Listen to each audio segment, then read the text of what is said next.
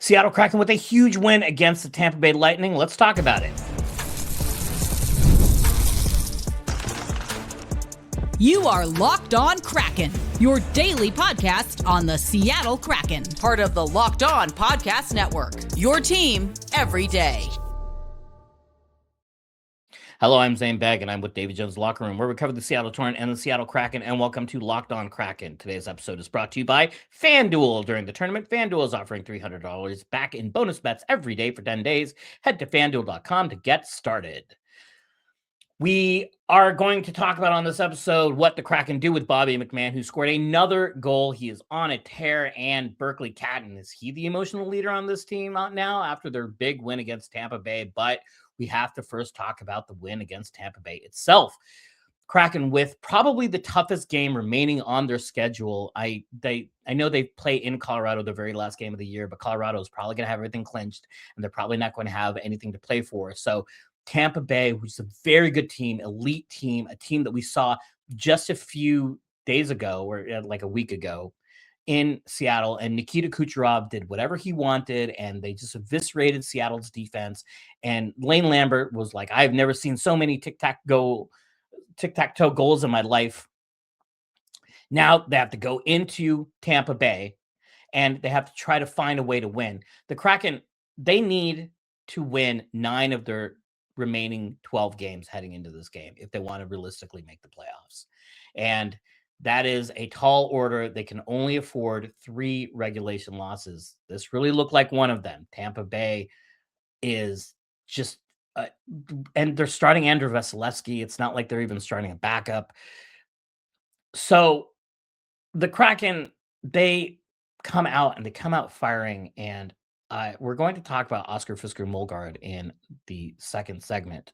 But things get started off well. The Kraken have had an issue with slow starts, but Seattle went off to a 3-1 start out with a 3-1 lead, and 2 of the goals, the first 2 goals, were set up by beautiful passes on the rush. Brandon Montour, there's a nice little high IQ play by Oscar Fisker-Molgaard. We'll talk about him in the later segment, but Brandon Montour gets set up perfectly by Freddie Gaudreau, and then Chandler Stevenson, who has been playing much better since the Olympic break. You know, he's someone that has received a lot of criticism, and I think it's fully deserved. He is not without merit. He does certain things at an elite level. He is a very good skater. He's a very good passer. It's just he's a little slow to process things, or he's not in quite the right spot. It just gives the other team a little better positioning, and they get that higher shot quality, or they get a shot off when, if he was in a better position, they wouldn't get that shot off, and some of those shots lead to goals. And so it's just been a problem, but it's been in a sort of subtle, kind of insidious way. I don't know if that's a fair word to use, because insidiousness implies intent, and Chandler Stevenson, he's putting the effort out there, you know, even though it looks like he isn't sometimes, because he is so efficient with his movements and he's so fluid, and so it doesn't look like he's laboring. And then the conclusion that you come from that is like, well, he doesn't look like he's laboring, he must not be trying. And I don't think that's the case. I think he's just stylistically, like visually, it looks like he is not exerting a lot of effort, but he absolutely is. And he sets up Kaapo Kakko with a beautiful pass off the rush. You know, and also has the IQ to see Kakko skating down the slot, sets him up. Kraken go up 2-1, and then Bobby McMann, the recently traded Bobby McMann from Toronto, he's got 4 goals in 6 games since being traded from the Leafs. He had 2 goals in his last game with Toronto, so he has 6 in his last 7, which is a 70 goal pace, which is not even the record. It's 92 in a season. Like, come on, Wayne Gretzky. Like, that's 92. Let's pump the brakes, okay? All right. Nobody likes to try hard. Well, I like to try hard, actually, because Bobby McMann, he tries real hard, and he stays with it. He stays with the play. He stays net front, and he ends up getting the goal on the rebound. This was a gutsy effort by the whole team. Now, we're going to talk about the physicality in a moment here, but the Kraken do have an issue with recently. They've been giving up some chances on bad line changes, and Jake Gensel goes on a breakaway on a Seattle Kraken bad line change.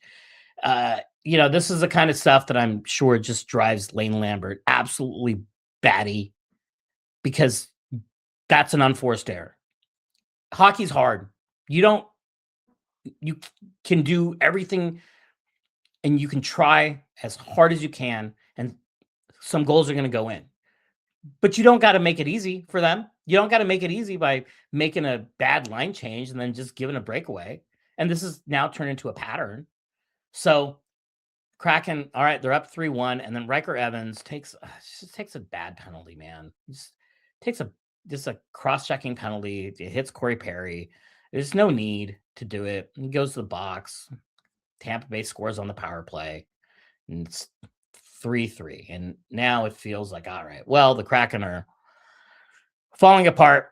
And they had their chance when they were up 3-1, but this Tampa Bay, and now they're going to come back and they're going to win, and that's what's going to happen. But in overtime, that's not what happened, because Brandon Montour, the hero with the no-look shot, you can't see where he's looking on the dots, but trust me, he wasn't looking at the net. Tampa Bay player went off because of a broken stick, so it was a 3-on-2, and a 3-on-2 is that's just too much space. And one of the things I really, really love about these dots is the overtime winners, because when the overtime winner is scored, then you can see all of the other dots emerge from the bench in celebration. And then, like, sometimes you get like a dejected bench away team, or the losing team dots. Like 59 is just going there. He's all sad. It's like, we just lost to the Seattle Kraken. And, I thought we had these guys. I thought we had these guys a number. It's a really, really physical game. And the story of the game was Berkly Catton dropping the gloves. So Emil Lilleberg hits Jordan Eberle high, and Berkeley's like, nope, not on my watch. And he goes up and he drops the gloves. I'm like, hey, let's go. And they go and they fight. Well, he identified the wrong guy. He drops the glove with JJ Mosier instead. And it's like, oh, well, you know what? That's fine. I love the effort. I love the energy. And it was a spark. The team, the players, the coaches, we're going to hear what they said about this, but this was a recurring theme, that the Berkly Catton getting into his first career fight. He's not a fighter at all. He's not a big guy. He just saw something happen to his captain, and he's like, nope, I cannot abide by this. And while I don't think that Berkly Catton should be the enforcer on the team, and I think that is an indictment of others on the team, it's also something Philip Grubauer alluded to, which we'll hear from. But he did, and the team responded well. Pontus Holberg and Brandon Montour, they got into it. They each got matching double minors. Vince Dunn and Corey Perry, they got into it. They end up receiving matching penalties. Riker Evans, there was the cross-checking penalty, and then just like a bunch of, punching and shoving and pushing and that kind of thing. It was a really physical, testy game. And, the Kraken, they showed up, and it was really, really nice to see. Now, a couple of concerning things. They were outshot 33-19. They lost the shot attempt advantage 74-34. And from the second period on, they were outshot on attempts 54-20. If the Kraken win, when they win, it's usually because their goaltending is elite. And Philip Grubauer, I know he gave up 3 goals, but he was elite. He was fantastic. They were just peppering him, and he was just making save after save after save, stopping all these shots. Shots are like, that is 100% going in. You're like, wow, did the not go in? I don't know if the Kraken can stay consistent because we have not seen them be consistent this season, and if they can carry this forward. On yesterday's show, we looked at momentum, and we know now that game-to-game momentum doesn't really seem to exist. So them having a big win today doesn't affect, good or bad, their ability to beat Buffalo tomorrow. But that's the formula. And yeah, you're probably not going to win that many games when you're outshot 74-34 on shot attempts or 33-19. And you're probably not going to get 4 goals on 19 shots against an elite all-time best in the world caliber goalie like Andrei Vasilevsky. But you know what? There are no more Tampa Bays on their schedule. And I mean, Buffalo's good and Colorado's good, but this was their hardest game. And they came through and they found a way to win. And, the Kraken, they can afford 3 regulation losses realistically if they want to make the playoffs. And I really thought this was going to be one of them. I think most of us did. But no need. So now going 9-3 has turned into they have to go 8-3 to make the playoffs. I'm not like super pessimistic about it. I mean, I'm a little pessimistic about it, but I'm feeling good today. Well, feeling good are the Kraken. So let's talk to them, or rather, let's hear from them. I don't think we can really talk to them because they can't hear me. Although I do talk to the TV, and they can't hear me there either. Kind of rude. But we're going to hear from the Kraken about this big win and the recurring theme of Berkly Catton being the emotional leader.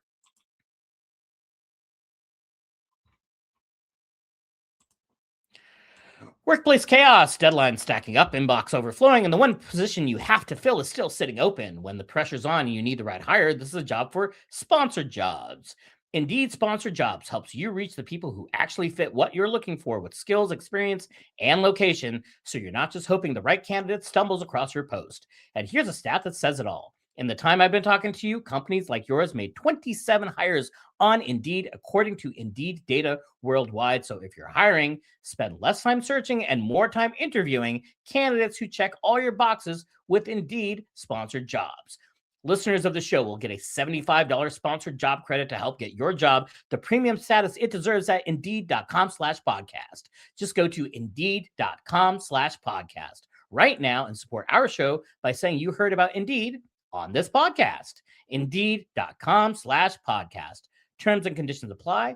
Need to hire? This is a job for Indeed Sponsored Jobs.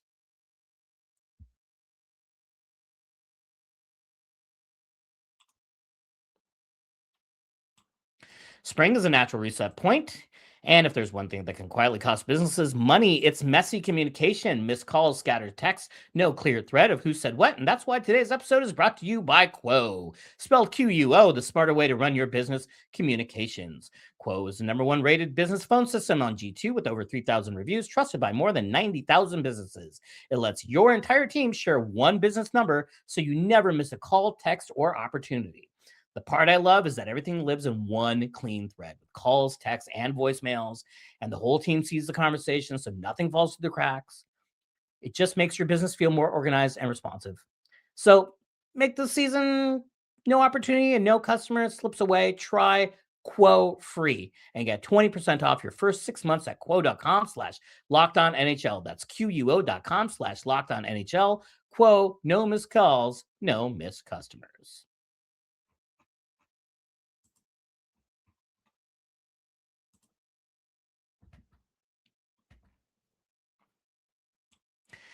Don't forget to check out the Everydayer Club for ad-free episodes and access to a group chat with other listeners of the show. Tap the link in the show notes or go to lockedonpodcast.com/everydayer. Well, big win on the road, and everyone seemed to be real energized about it. We heard from 4 people. They usually only bring out like 1 or maybe 2, but I guess a big win on the road. Media relations and the players and the media and everybody was feeling pretty good. So also I noticed that Darren Brown from Sound of Hockey who is usually at all the home games, but people don't go on the road. And even the Seattle Times isn't sending people on the road anymore. Yeah, he made this road trip out, and it's been fun to hear him ask questions for these Florida and Tampa games. And so let's hear from Berkly Catton first about the fight. Did the best I could, but had to do it. Did he catch you with one there? I think so. I don't even really know. My eye was kind of like closed after a bit, so I probably. I wanted to ask you about just the team effort in this one. It felt like you guys were really playing for each other tonight. Did you feel that way? Yeah, kind of desperate measures right now. So, we really got to rally together, and we did tonight. Just got to keep it going. What do you make of the general feistiness in this game? It was an emotional one. It seemed. Yeah, 100%. Like I kind of said, it was an old school game. If there was a dirty hit or a guy didn't like, usually there was either fighting or a big hit or something like that. So tough one. Did you find they turned up the physical play after you guys took the lead on?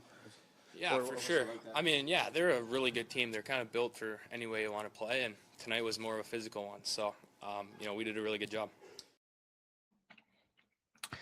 You're going to hear this theme a lot, that this was a physical game. This was a gutsy game. Something Philip Grubauer said I thought was really interesting about the enforcement of hits. They're an unbelievable team over there. So we competed hard. We stepped up when guys got hit there. So that's unbelievable. We were grinding it out. They had a couple chances there in the last period, but so what? Found a way to win it. They really did turn it up in that last period, and you were there to make the stop. What's your mindset in that period? Just stop the puck. They always had like a guy hanging out behind me, so it was extremely difficult to kind of see both things and maybe make the correct read. But we got in front, we pushed them out, so that was great. How big is this win, just from a team perspective, just given the standings and everything? For sure, every point is huge. You look at the Panthers game, that point was huge for us. Here, 2 points again. So we need every point. But how do you think the physicality, the emotion of the group impacted this one? Yeah, it was incredible. We showed emotions. We stepped up when teammates got hit, and Cats, unbelievable fight. Monty too, and that's what we need because we haven't seen that much in the past. So that's huge for us. That's what we need because we haven't seen that much in the past. I think the German gentleman is doing maybe a little calling out of his previous teammates or earlier in the year or just in the past, because this has been something I've noticed as well, is that someone takes liberties with a player and then they just get to do so unimpeded without any consequence. Berkly Catton should not be the team's enforcer, but I really love that Philip Grubauer had identified that because it's something that bothers me too. Let's hear from Coach Lane Lambert because he was pleased. I think we're going to get pleased Lane Lambert today. And how about Oscar Fisker-Molgaard too? Just jumping in, what did you think of how he fit? I liked him. He's quick, he's fast, he's smart. He's a good hockey player.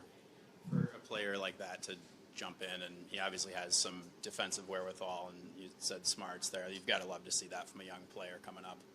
Yeah, there's no question.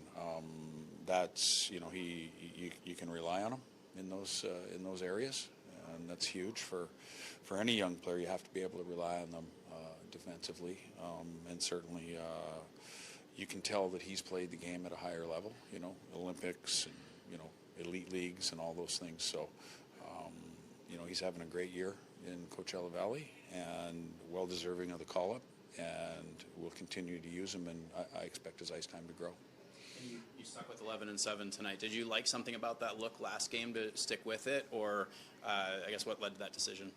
Yeah, I liked it. I felt like it gives us an opportunity at times to move, certain people and double shift them. Catton was, plus 17 or 18 minutes again tonight.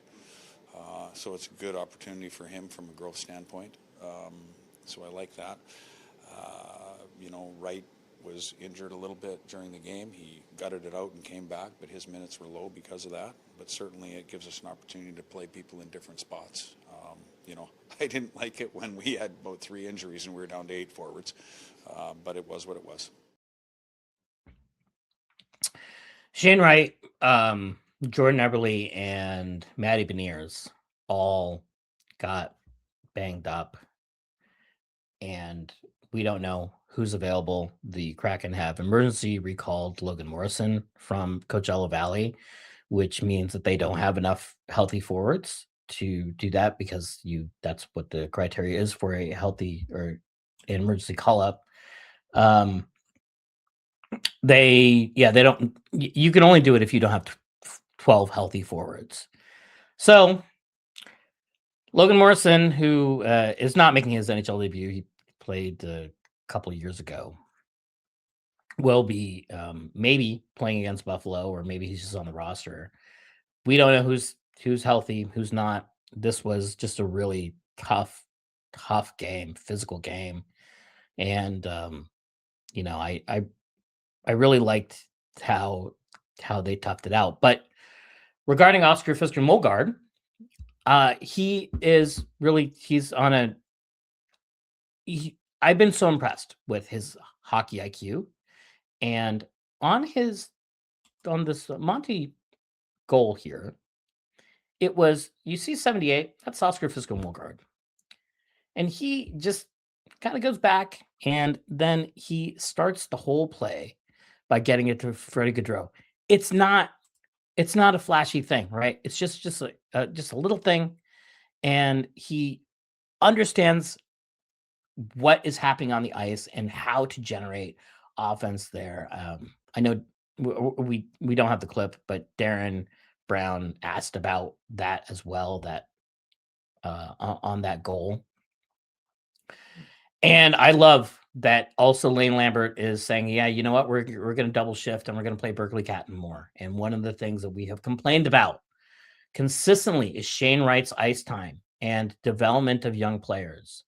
And Shane Wright, maybe it's just not the environment that he deserved or that he should have gotten.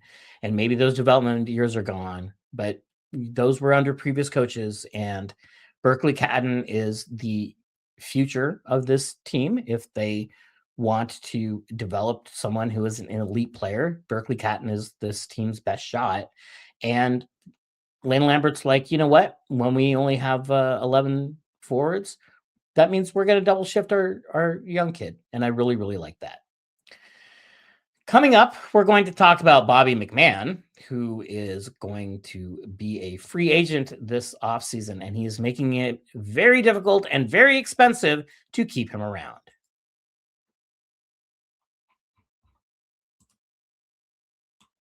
The tournament is here. One of the best times of the year: brackets, buzzer beaters, upsets. It's nonstop action from tip to final cut down. And right now, FanDuel is giving customers a way to stay in the action all tournament long. Here's the best part. You get $300 back in bonus bets every day for 10 days, which means 10 chances to stay involved throughout the entire tournament. You can mix it up however you want. You can do game picks. You can do futures. You can do same game parlays for even bigger potential payouts. It's perfect for the tournament because every day there is something new, different matchups, new storylines, and more ways to get involved as the bracket unfolds. So visit FanDuel.com to sign up today. That's FanDuel.com to get in on the action.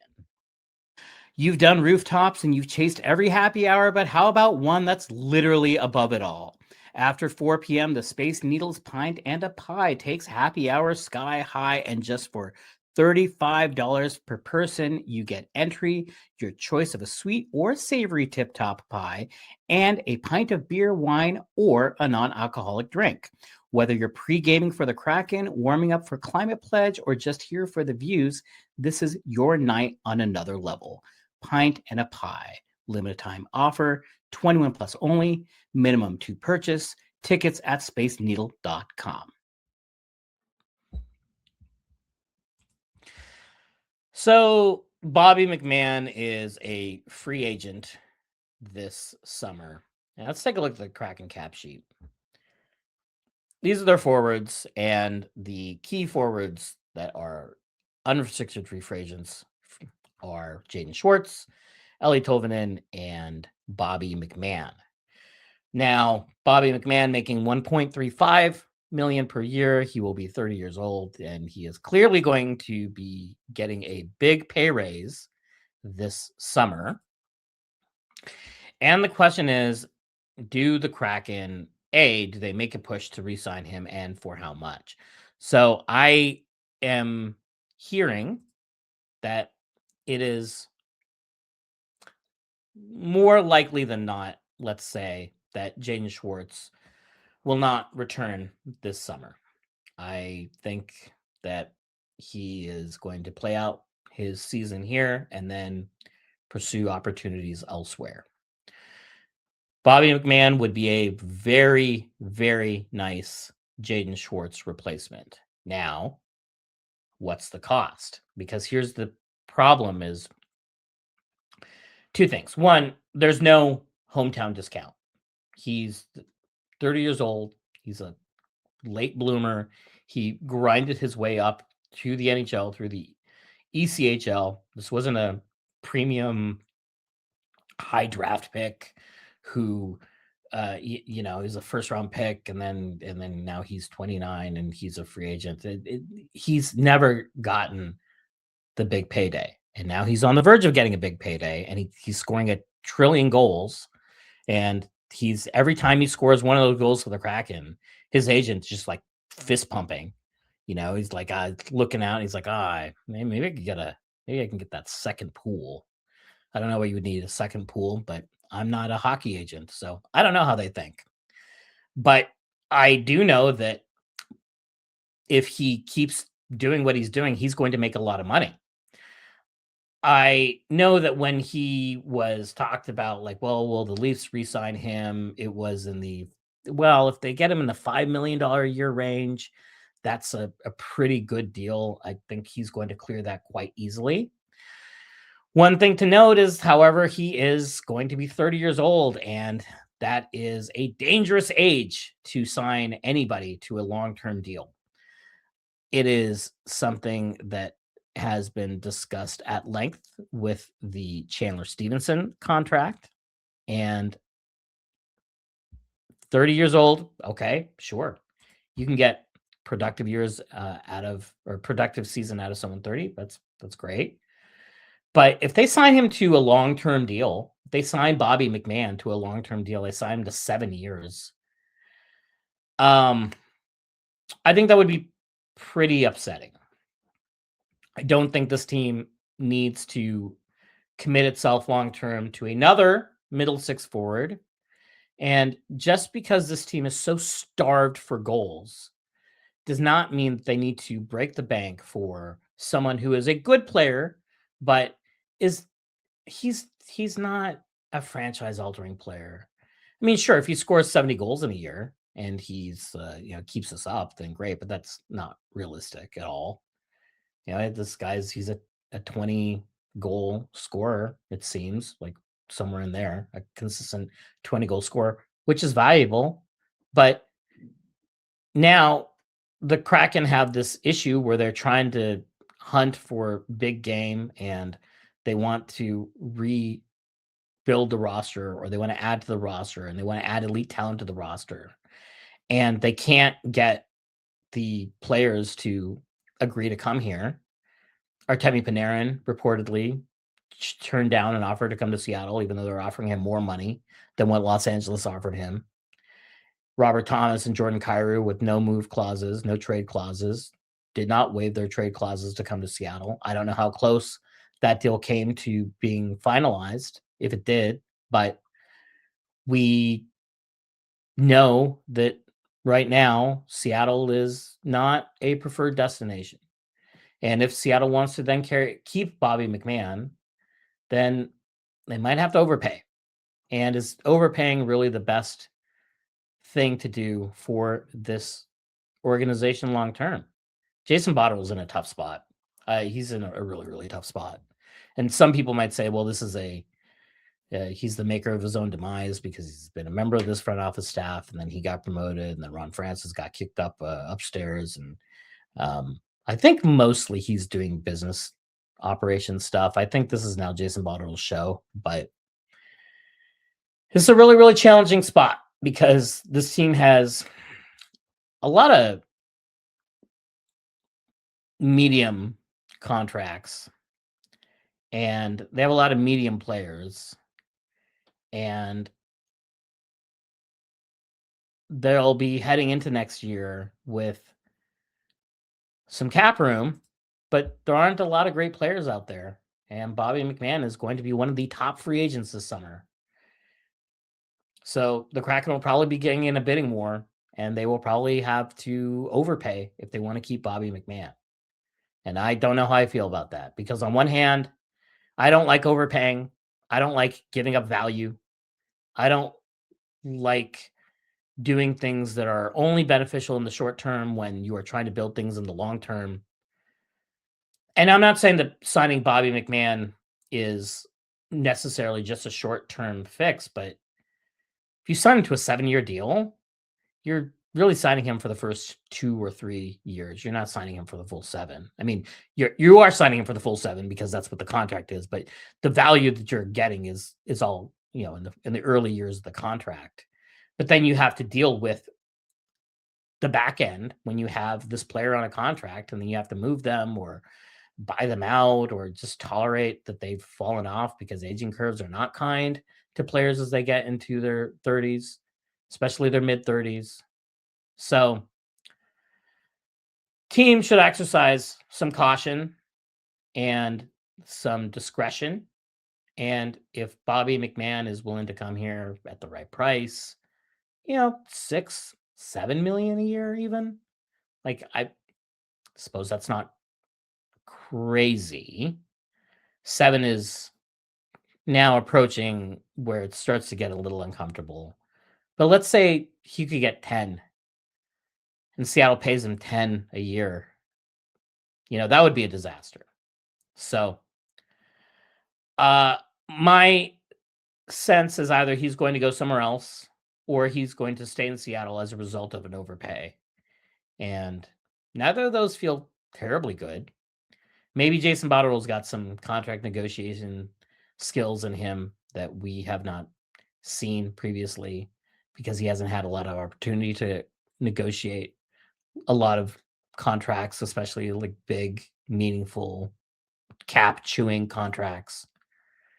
And I'm curious to see how this team approaches it, because Bobby McMann he's a revelation. This team has real offensive struggles, and he is providing offense.